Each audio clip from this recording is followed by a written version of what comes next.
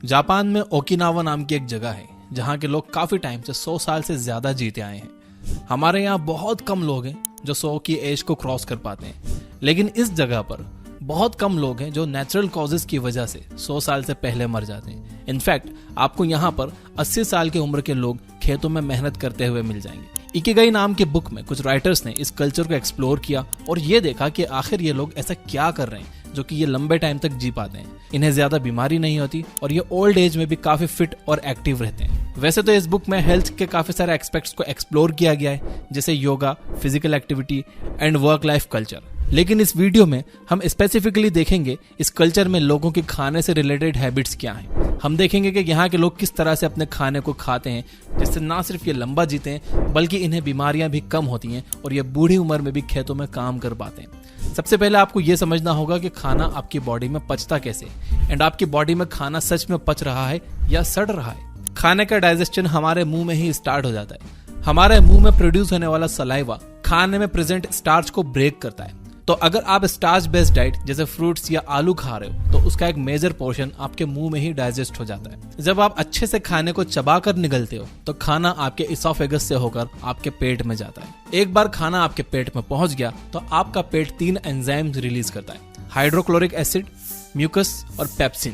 Pepsin आपके खाने में प्रेजेंट प्रोटीन को डाइजेस्ट करने में हेल्प करता है, लेकिन पेप्सिन को काम करने के लिए एक एसिडिक मीडियम की जरूरत होती है और यह acidic medium hydrochloric acid provide करता है। अब क्योंकि हाइड्रोक्लोरिक एसिड एक बहुत ही स्ट्रॉन्ग एसिड है जो आपके पेट को काट सकता है, इसलिए आपके पेट में म्यूकस भी रिलीज होता है जो आपके पेट के इनर वॉल्स को चारों तरफ से घेर लेता है और उसे प्रोटेक्ट करता है। अगर आपके पेट में म्यूकस कम हो जाए या हाइड्रोक्लोरिक एसिड बढ़ जाए तो ये एसिड हमारे पेट के इनर वॉल्स को नुकसान पहुंचाने लगता है और हमारे पेट में छाले पड़ जाते हैं जिन्हें अल्सर भी कहा जाता है। जब पेट में ये तीनों एंजाइम्स आ जाते हैं तो पेट एक चर्निंग एक्टिविटी करने लगता है, वो श्रिंक करता है और फिर एक्सपांड करता है। इससे पेट के एंजाइम्स खाने में हर तरफ से मिल जाते हैं और खाना अच्छे से डाइजेस्ट हो जाता है। अब यहाँ पर समझने वाली बात यह है कि अगर आप पूरा पेट भरकर खाना खा लेते हो तो उसे चर्निंग एक्टिविटी करने की जगह ही नहीं मिलती और वो खाना ज्यादा टाइम तक आपके पेट में पड़ा हुआ सड़ता है।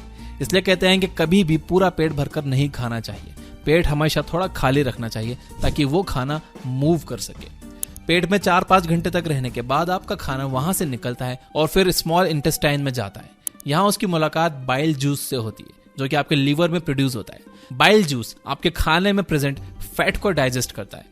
इसके अलावा यहाँ पर आपके खाने में कुछ पैनक्रियाटिक और इंटेस्टाइनल जूसेस भी मिक्स होते हैं जो प्रोटीन को और डाइजेस्ट करने का काम करते हैं। इंटेस्टाइन्स में पेरिस्टॉल्सिस मूवमेंट होता है जिसके हेल्प से खाना आगे की तरफ मूव करता है। इसीलिए फिजिकल एक्टिविटी बहुत जरूरी है। जब आप फिजिकल एक्टिविटीज करते हो तो इंटेस्टाइन्स के लिए पेरिस्टॉल्सिस मूवमेंट और आसान हो जाता है। रास्ते में आपके स्मॉल इंटेस्टाइन्स की वॉल आपके खाने से न्यूट्रिएंट्स को अब्सॉर्ब करके उसे आपके ब्लड सेल्स तक पहुंचा देती है। जो खाना सही से डाइजेस्ट नहीं हो पाता वो बाकी के वेस्ट मटेरियल के साथ आपके लार्ज इंटेस्टाइन में चला जाता है और वहां से बाहर निकल जाता है। अब जब आप डाइजेशन के प्रोसेस को अच्छे से समझ गए हो तो आइए देखते हैं कि आप किस तरह से अपने ईटिंग हैबिट्स को इम्प्रूव कर सकते हो। और ये वीडियो का सबसे इंपॉर्टेंट पार्ट है, ध्यान से सुनना।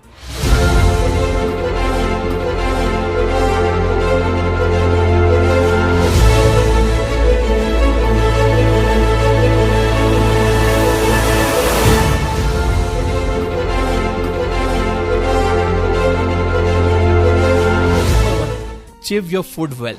जैसा कि हमने देखा कि आपके खाने का डाइजेशन मुंह से ही स्टार्ट हो जाता है। अगर आप खाने को अच्छे से चबाओगे नहीं तो आपके खाने में प्रेजेंट स्टार्च का डाइजेशन अच्छे से नहीं हो पाएगा। इसके अलावा हमने देखा कि आपका पेट एक चर्निंग एक्टिविटी करता है जिससे पेट के सारे एंजाइम्स फूड में अच्छे से मिक्स हो जाते हैं। इमेजिन करो कि आपने अपने खाने को अच्छे से नहीं चबाया और आपके पेट में कुछ सॉलिड फूड पार्टिकल्स चले गए। ऐसे में वो एंजाइम्स आपके खाने में अच्छे से मिक्स नहीं हो पाएंगे और वो सॉलिड फूड अच्छे से डाइजेस्ट नहीं होगा। इसके साथ ही वो आपके स्मॉल इंटेस्टाइन में भी अच्छे से अब्सॉर्ब नहीं होगा, यानी आपको उस खाने में मौजूद जो न्यूट्रिएंट्स मिलना चाहिए थे वो मिलेंगे ही नहीं। तो आपका उसे खाने या ना खाने का कोई फायदा ही नहीं हुआ। इसलिए अपने खाने को हमेशा अच्छे से चबाकर खाइए। ओकिनावा आइलैंड के लोग 1 घंटे तक बैठकर खाना खाते हैं। आयुर्वेद के अकॉर्डिंग आपको अपने खाने को कम से कम 32 बार अच्छे से चबाना चाहिए ताकि सारे सॉलिड पार्टिकल्स ब्रेक हो जाएं और उसमें सलाइवा अच्छे से मिक्स हो जाए। यानी एक तरह से आपको अपना खाना खाना नहीं चाहिए बल्कि पीना चाहिए। आपको अपना खाना इतना चबाना चाहिए कि वो आपके मुंह में ही एक लिक्विड बन जाए। Number 2, don't over eat.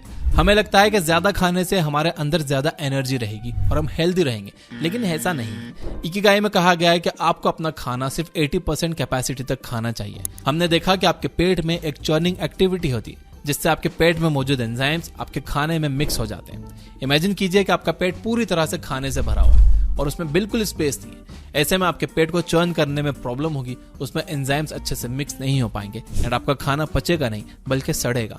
And जब खाना सड़ता है तो हमें एसिडिटी होती है, मुंह से बदबू आने लगती है। इसलिए आप कभी भी पूरा पेट भरकर मत खाओ।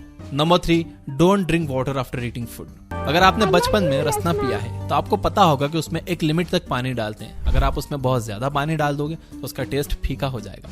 पानी हर चीज को डाइल्यूट कर देता है और उसे कम इफेक्टिव बना देता है। दूध में पानी मिलने से वो पतला हो जाता है और एसिड में पानी मिलने से वो कम इफेक्टिव हो जाता है। जैसा कि हमने देखा कि हमारे पेट में काफी सारे एंजाइम्स रिलीज होते हैं, तो जब हम खाने के ठीक बाद पानी पी लेते हैं तो हमारे ये सारे एंजाइम्स डाइल्यूट हो जाते हैं, उनका असर कम हो जाता है, जिससे हमारा खाना सही से डाइजेस्ट ही नहीं होता। आयुर्वेद में बताया गया है कि खाने के बाद हमारे पेट में जठर अग्नि जलती, जिससे खाना पचता है। अब अगर आप पानी पी लोगे तो वो अग्नि तो बुझ जाएगी, फिर खाना पचेगा नहीं, सड़ेगा।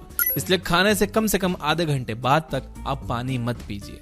Number 4, do some form of physical activity. Okinawa के लोग लंबे टाइम तक फिट रहने के लिए काम नहीं करते, वो लोग काम करते हैं, इसलिए वो लंबे टाइम तक फिट रहते हैं। वहां के लोग आज भी अपने डेली काम को करने के लिए टेक्नोलॉजी का यूज नहीं करते, वो अपने हाथ से काम करना पसंद करते हैं। हमारी जनरेशन की प्रॉब्लम यह है कि हम सारा दिन बैठे बैठे निकाल देते हैं। इस वजह से हमारा ब्लड सर्कुलेशन खराब हो जाता है, हमारे इंटेस्टाइन्स में पेरिस्टोलिसिस मूवमेंट भी नहीं हो पाता। इससे हमारे खाने को आगे मूव करने में प्रॉब्लम होती है, जिससे वो खाना टाइम पर प्रोसेस ही नहीं हो पाता। इसलिए जरूरी है कि आप दिन भर में थोड़ा फिजिकल एक्टिव रहने की कोशिश करो। लिफ्ट की जगह स्टेयर्स यूज करो, मार्केट पैदल या साइकिल से चले जाओ, या फिर अपनी गाड़ी थोड़ी दूर पार्क कर दो ताकि आप मार्केट पैदल चलकर जा सको।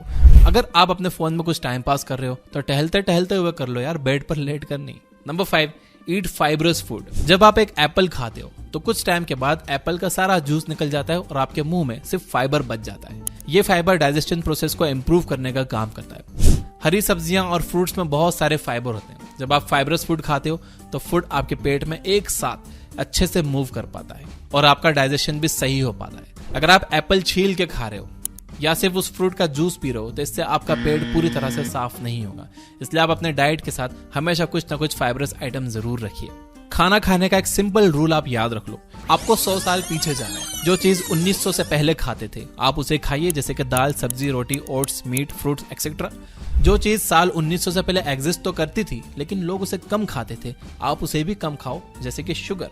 और जो चीज साल 1900 से पहले एग्जिस्ट ही नहीं करती थी आप उसे जितना ज्यादा हो सके उतना ज्यादा अवॉइड करो। इस कैटेगरी में आपके सारे प्रोसेस्ड फूड आइटम और जंक फूड आ जाते हैं। अगर आप इस सिंपल से रूल को फॉलो करोगे तो आपको पेट से रिलेटेड कोई प्रॉब्लम नहीं होगी और लंबा जियोगे और हेल्दी और फिट रहोगे। तो इसी बात पे मेरे साथ अफर्म करिए यस आई विल कमेंट में लिखकर। और ये वीडियो अगर हेल्पफुल लगा हो तो इसे शेयर भी करिए सबके साथ। और अगर आप इस वीडियो को अभी तक देख रहे हो तो इसे लाइक जरूर करिए ताकि मुझे पता चल जाए कि कितने लोगों ने लास्ट तक ये वीडियो देखी।